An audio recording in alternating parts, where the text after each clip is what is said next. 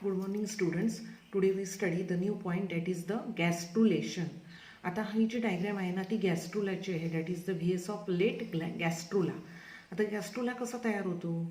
So here it is the process of formation of that is the gastrula from the blastocyst. आपण blastula बघितला होता बघा, late blastula, early blastula. त्या ब्लास्टुलापासून हा गॅस्ट्रुला तयार होतो, त्याला म्हणायचं गॅस्ट्रुलेशन.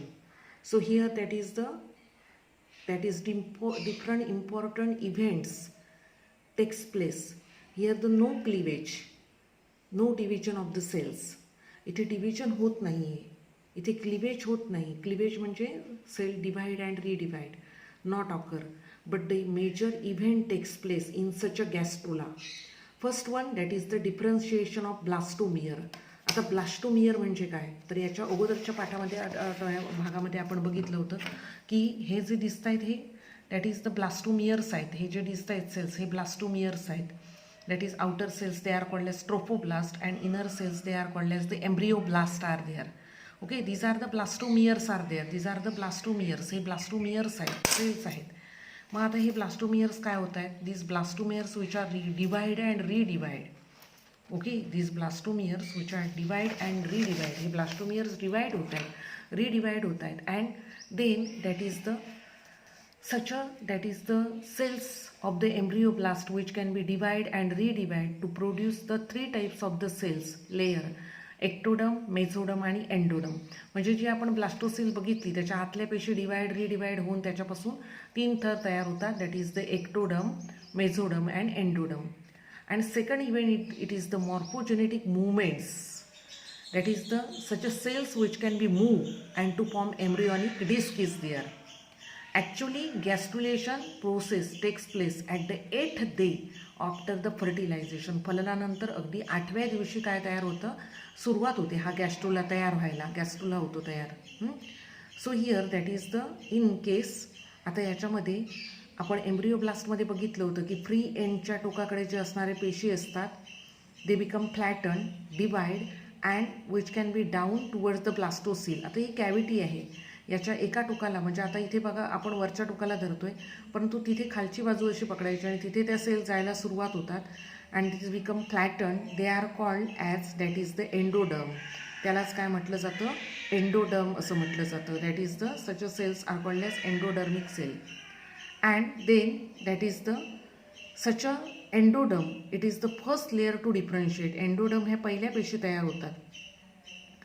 It grows within the blastocele. आता ही जी सील आहे, कॅव्हिटी आहे, त्याच्यामध्येच ते एंडोडर्म वाढायला सुरुवात होतात and they form a sac called as yolk sac. They form a sac called as yolk sac. ही अशी सॅक तयार करतात, त्याला योक सॅक आपण म्हणतो.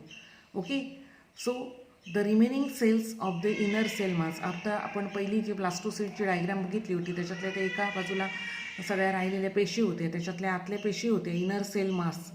ओके, ते इनर सेल मास काय होतात in contact with robber to form that is the epiblast or that is the they form that is ectodermic cells are there, ectoderm.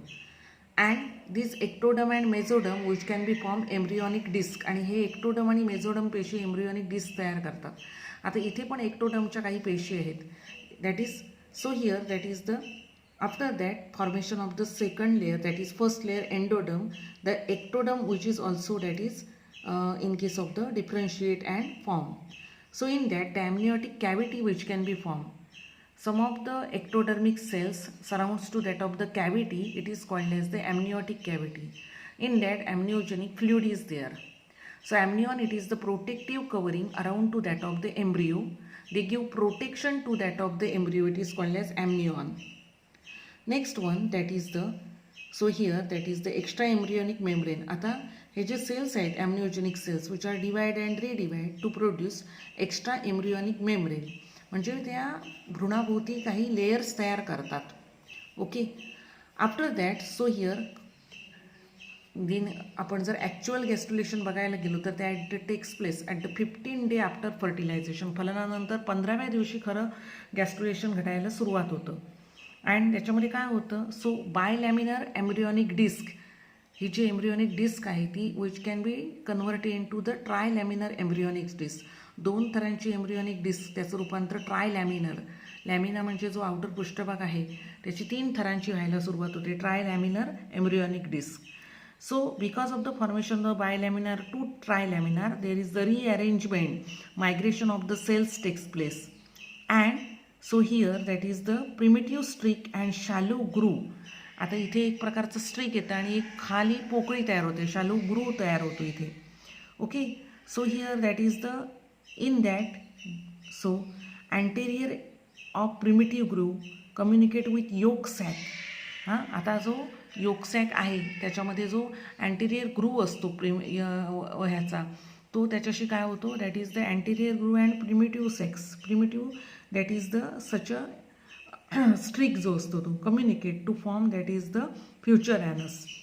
So here that is the such a embryonic disc. ही आता अख्खी जी आहे ना ती embryonic डिस्कच आहे ही सगळी. ह्याच्यावर तुम्ही असं म्हणू नका की या दोनची मधली पोकळी म्हणजे डिस्क नाही, ही जी संपूर्ण दिसते ती एम्ब्रियोनिक डिस्क आहे. Such a embryonic disc which can be divide and redivide to form 3 layers, that is the ectoderm, mesoderm and endoderms are there. Each of the layer has its that is the fate is there. आता एक्टोडमचं काहीतरी future आहे, त्याला काहीतरी भविष्य आहे, मग तो काय तयार करणार एक्टोडम. ते मेझोडम, हा मेझोडम म्हणजे काय तर ह्या दोहोंच्या मधून गेलेला थर आहे तो मेझोडम आहे. आणि एंडोडम दॅट इज द पहिलं आपण बघूया एक्टोडम काय करतोय. So here ectoderm that is the epidermis, skin, hair, sweat gland, sebaceous gland, enamel of the teeth, nasal epithelium, adrenal medulla, medulla म्हणजे मेंदूचा भाग, anterior hindgut, posterior pituitary, pituitary मेंदूमध्ये ग्रंथी असते ती. सो तीच nervous system which can be produced by ectoderm is there.